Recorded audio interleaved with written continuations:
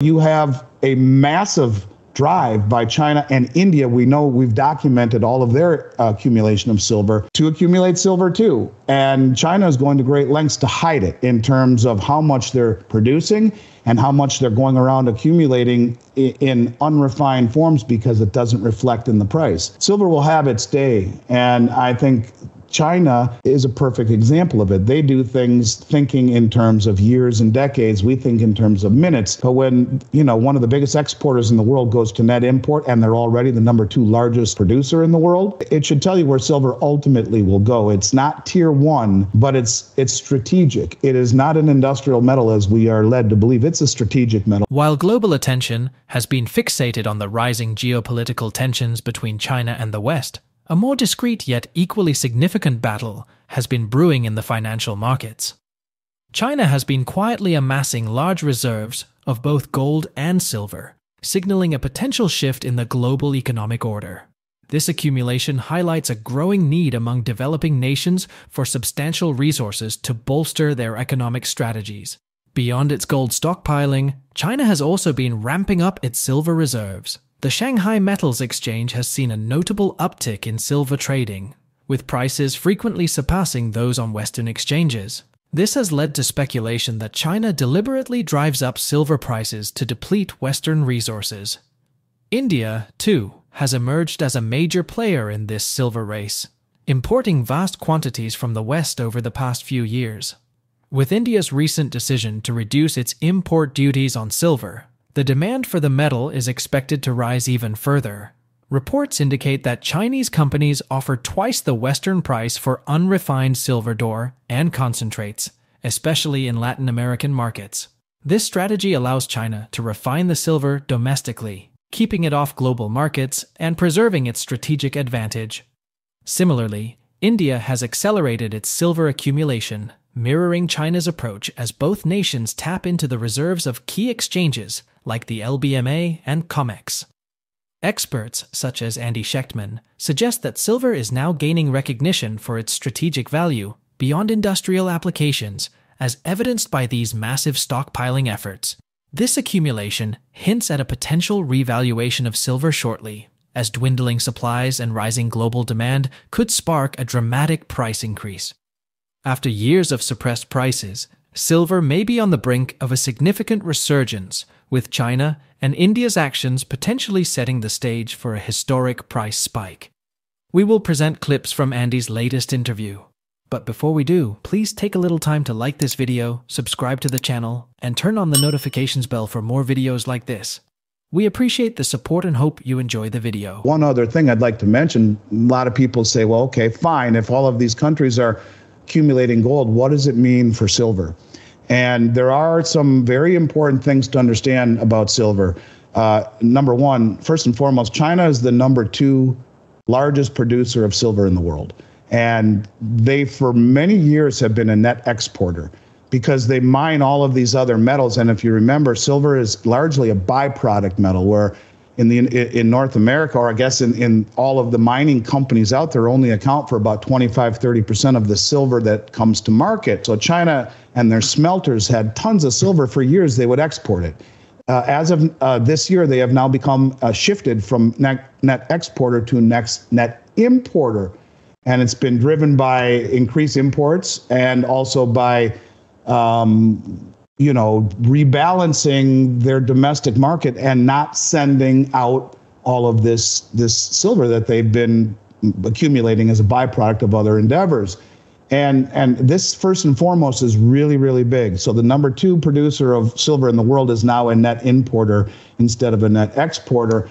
And then all of the talk, I've done 2 interviews recently with mining executives, and both of them have said the same thing, that they are going around the world, China is, and in particular in Latin America, paying double what the West will pay for unrefined dore and silver concentrate, bringing it home and refining it there, and doing so that it doesn't come off of an exchange and affect the price. And so you have a massive drive by China and India. We know we've documented all of their accumulation of silver to accumulate silver too. And China is going to great lengths to hide it in terms of how much they're producing and how much they're going around accumulating in unrefined forms because it doesn't reflect in the price. Silver will have its day. And I think China is a perfect example of it. They do things thinking in terms of years and decades. We think in terms of minutes. But when, one of the biggest exporters in the world goes to net import and they're already the number 2 largest producer in the world, it should tell you where silver ultimately will go. It's not tier 1, but it's strategic. It is not an industrial metal as we are led to believe. It's a strategic metal, and it is needed. And the countries of the global south are understanding that. And this is why they're draining the LBMA to the second lowest level they've ever had in the history of the exchange, 140 years. This is why they're draining the COMEX. This is why the others stand for delivery. We've talked about this for years, and they have been doing it very methodically and very opaque in their manner, not transparent. And I think it's accelerating. So silver will have its day, and everything that we've ever talked about silver, I think, will happen in spades.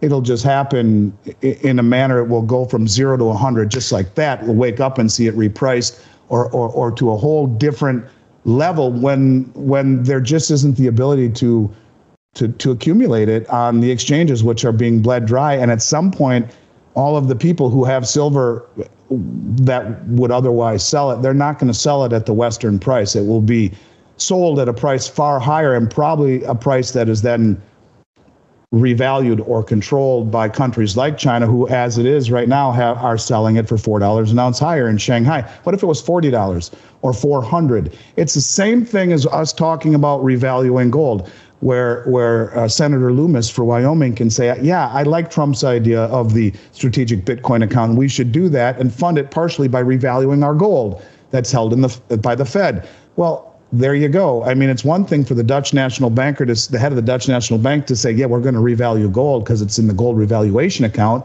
and it should go much higher to offset our liabilities. But when you see Senator Loomis from Wyoming saying, yeah, we should do this to fund a strategic Bitcoin account, what's the difference if the West revalues it or China revalues it? In essence, a $4 premium to the Western price already is the beginning of a revaluation. So I would say silver is still the most undervalued, probably best potential asset on the planet, regardless of how maddening it has been for the past few years in terms of its counterintuitive price movement and its volatility. Since 2020, much of America's inflation can be traced back to one pivotal word: yay. That's what Vice President Kamala Harris said, casting this decisive vote twice, breaking Senate ties to pass the American Rescue Plan 2021 and the Inflation Reduction Act 2022. Instead of curbing inflation, these laws exacerbated it. Together, they resulted in an unprecedented increase in federal spending, exceeding $3 trillion. According to a study by the Committee to Unleash Prosperity, such massive fiscal expansions translate into at least a 6% increase in consumer prices in an economy as large as the U.S. Recent proposals from Harris, such as tax credits for families and homebuyers, may sound beneficial on the surface. However, these initiatives are fundamentally flawed. They involve printing additional money, further inflating the national debt, and exacerbating economic instability. The core issue of inflation lies in excessive currency creation, not in businesses or grocery stores adjusting their prices. The current political narrative inaccurately blames price increases at the consumer level, overlooking the underlying cause: inflationary policies that flood the market with surplus cash. Andy highlights a broader issue. Political leaders often offer remedies that fail to address the root causes of inflation. Instead, they implement measures that exacerbate rising prices. The real challenge is tackling unchecked fiscal policies that drive inflation, rather than misdirecting blame toward businesses and consumers. I think they're trying to fight inflation are only fighting what is the consequence of inflation and rising prices. And when you look at Kamala's platform, she talks about giving $6,000 tax credit for families with a new child, or $25,000 down payment for 400,000 first-generation home buyers, or $10,000 tax credit for the first-time home buyers. Who pays for all that? We're already $35 trillion broke on top of unfunded liabilities. Where does that money come from? So, in essence, at the same time she's, inflating through policy by creating money to fund these initiatives, and we can't afford them, then she turns around and blames the problem on the grocery stores for price gouging, when it's the government that created the inflation to begin with. And inflation is always, every single time, a monetary event. It's an inflation of the money supply, an increase in the money supply. That is what causes inflation. And when we are creating, in essence, $100,000 a second, 24/7, or $1 trillion every 100 days, well, that's inflation.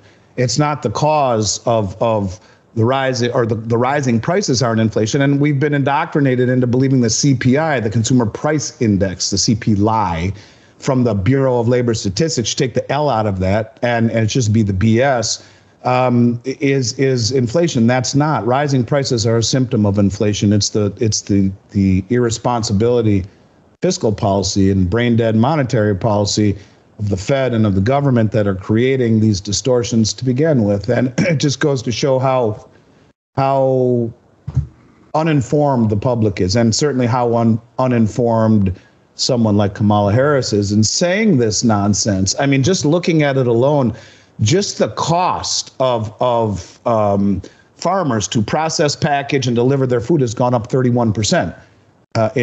Since she's taken office as the vice president, and yet she's blaming it on grocery stores. I used to joke that this industry might be the only industry that makes less than the grocery stores, who make on average 1.5%.